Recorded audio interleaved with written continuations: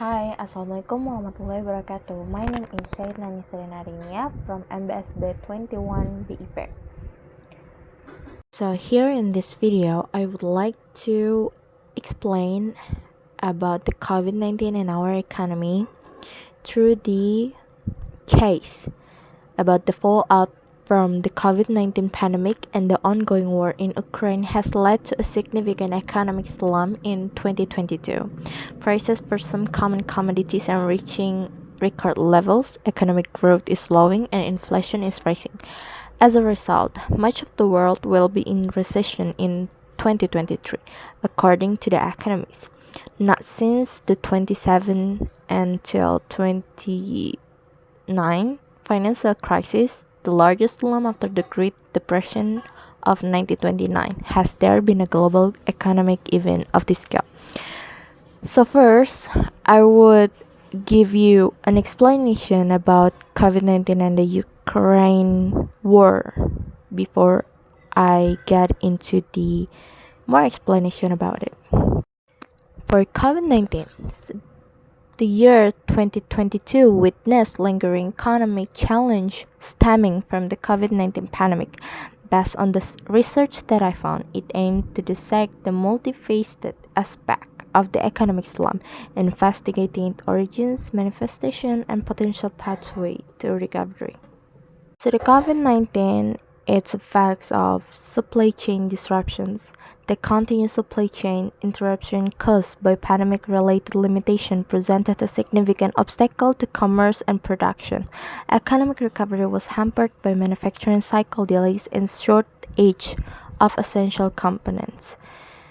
Next is the labor market strain. As firms struggle with operational and financial limits, unemployment rate increased.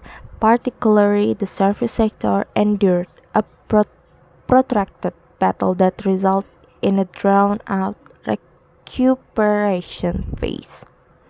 So how the government responses to this case to the COVID-19? The government's varied tactics of responding influence the state of the economy. While some countries enact massive stimulus plans, others struggle to find a balance between economic stability and public health initiatives. And for the technology and innovation, that the pandemic accelerated digital transformation, fostering innovation in remote work, e-commerce, and healthcare technologies. Countries that adapted swiftly to this change exhibit resilience in the face of economic adversity. Next is war in Ukraine. So the geopolitical landscape of 2022 was marked by the ongoing war in Ukraine, significantly impacting economic stability worldwide, such as the multifaceted repercussions of the conflict, exploring its effects on international trade, energy markets, and the broader economic landscape.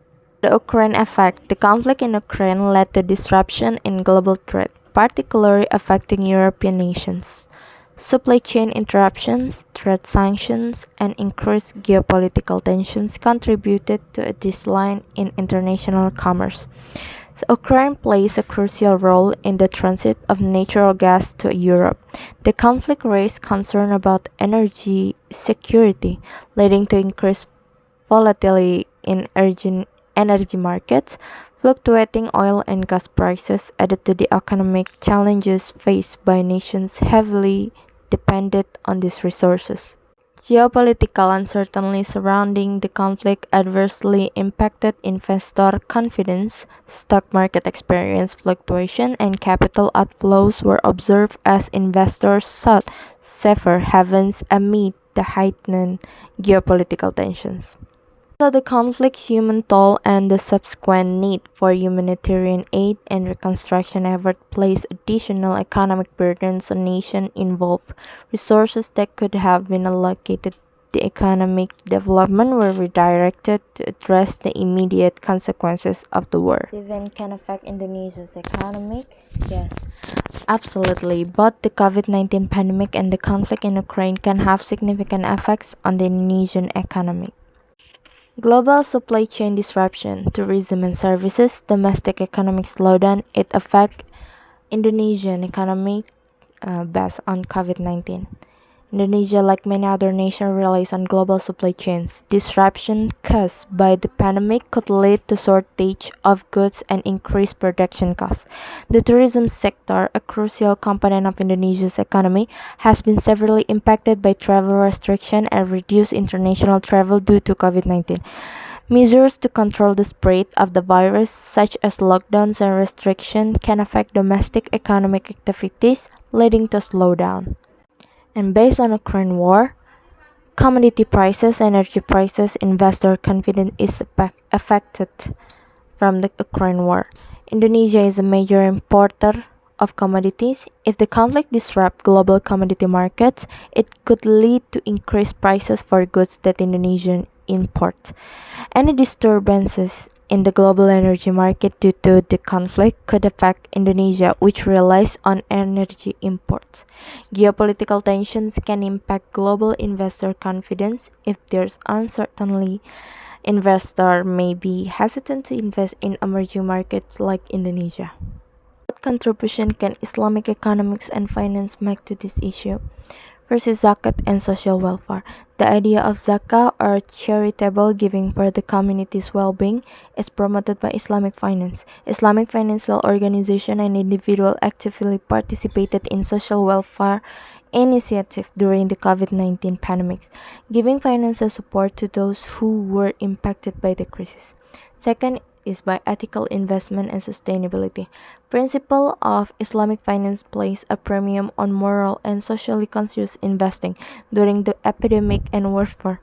Investors adhering to the principle of Islamic finance allocated their capital to industry that supports sustainable development, healthcare, and technology.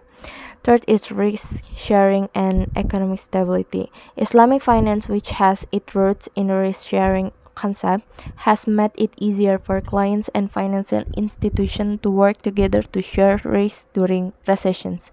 This strategy helped people and companies that were having financial difficulties. Fourth is humanitarian finance in conflict zone. Islamic finance institutions were instrumental in providing financial support to displaced populations, healthcare programs, and reconstruction efforts during the crisis in Ukraine, among other humanitarian endeavors in conflict zone. The last is interest-free financing and economic resilience.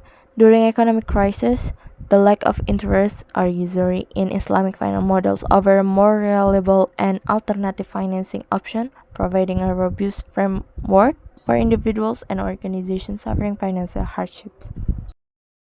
So what policies that can be implemented from this case?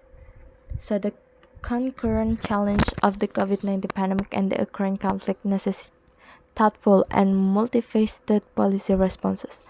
First is healthcare and pandemic response. Strengthen international cooperation to campaign and support the equitable of vaccines. Second is economic stimulus and recovery. Investment in sector crucial recovery such as technology, healthcare, and sustainable. Diplomacy and conflict resolution. Collaborate with international organizations and mediators to find peaceful resolution to geopolitical conflicts. The fourth is humanitarian aid and reconstructions. Mobilize humanitarian aid to support affected population in conflict zones, focusing on healthcare, shelter, and food security. The last is financial stability and monetary policy. Collaborate with international financial institutions to coordinate efforts for global economic recovery and stability. What my projection of this issue in the future? For the dual challenges of the COVID-19 pandemic and the Ukraine conflict require a comprehensive and coordinated policy approach. By integrating healthcare, economic, diplomatic, and humanitarian strategies, countries and relevant institutions can navigate this complex crisis and pave the way for a more resilient and sustainable future. So that's all for me. Thank you.